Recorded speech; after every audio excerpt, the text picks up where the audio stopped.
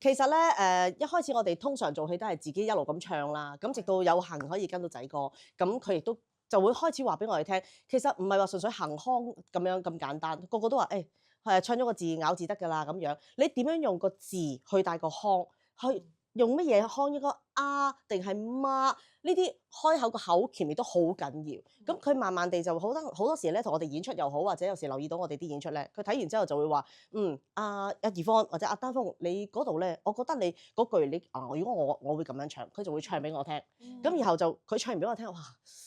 即係如果我講一次嘅即刻，唱多次錄低先咁啊，翻去慢慢 loop 可以慢慢再學咯。咁喺呢啲過程裡面，其實佢少少唔多，每一次見到面又講下，咁樣有時甚至咧，可能我哋見耐少長時間啲，亦都係私人地方咧，佢直情突然間一二到咧，成段就唱晒出嚟啦。咁我哋就一路聽，一路哼住板一路聽。哦，原來呢度咁嘅，唔明即問即答。我怨恨無後。我係任丹峰啊！嚟緊4月6號喺文化中心有我師傅仔哥吳千鋒嘅演唱會喎，到時首歌都咁好聽，而且一定高朋滿座嘅，預祝演出成功，到時見。